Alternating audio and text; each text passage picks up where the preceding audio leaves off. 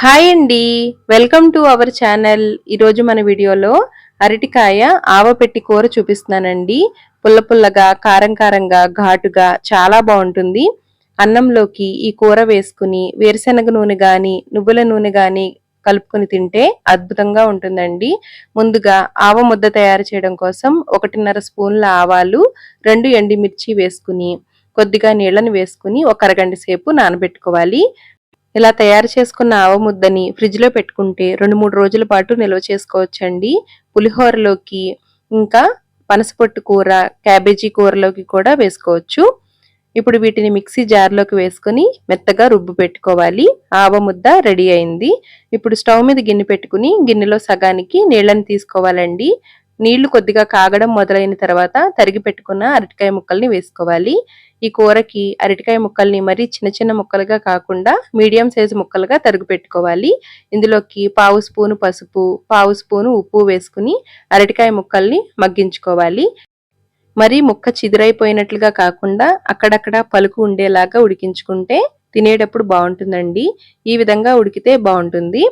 ఇలా ఉడికిన తర్వాత నీళ్ళని వార్చుకుని పప్పు గుత్తితోటి గాని, పులుసు గరిటెతోటి గాని మెత్తగా మెదుపుకోవాలి. మరీ ముద్దగా కాకుండా అక్కడక్కడ ముక్క ఉండేలాగా మెదుపుకోవాలండి. ఇప్పుడు ఈ గిన్నెని స్టవ్ మీద పెట్టుకుని రుచికి తగినంత ఉప్పు వేసుకోవాలి. ఇందాక ఉడకడానికి కొద్దిగానే ఉప్పు వేసాం కదండి.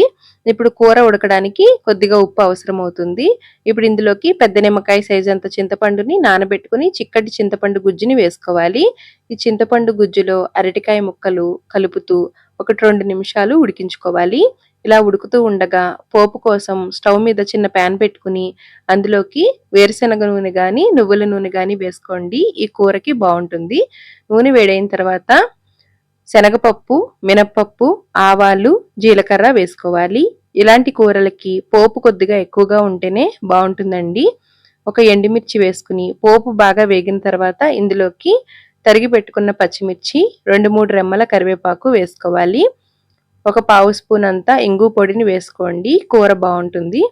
పచ్చిమిర్చి, కరివేపాకు కూడా పోపులో బాగా వేగిన తర్వాత ఉడుకుతున్న కూరలోకి వేసుకోవాలండి. తినేటప్పుడు పచ్చిమిర్చి ఘాటుతనం లేకుండా ఉంటుంది.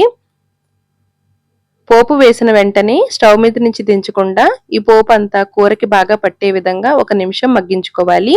వేడి మీద ఇలా జారుగా ఉంటుందండి. చల్లారితే ముద్దగా అవుతుంది. ఇదే స్టేజ్లో స్టవ్ మీద నుంచి దించుకొని బాగా చల్లారబెట్టుకోవాలి. చల్లారిన తర్వాత మాత్రమే ఆవ ముద్దని కలుపుకోవాలండి.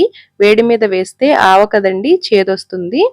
కూర బాగా చల్లారిందండి. ఇప్పుడు రుబ్బి పెట్టుకున్న ఆవ ముద్దని వేసుకుని కలుపుకోవాలి. ఈ కూర అప్పటికప్పుడు కంటే కొద్దిసేపటికి ఊరి చాలా బాగుంటుందండి.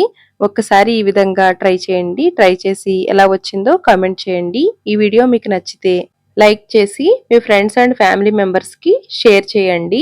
మరొక మంచి వీడియోతో మళ్ళీ కలుద్దాం.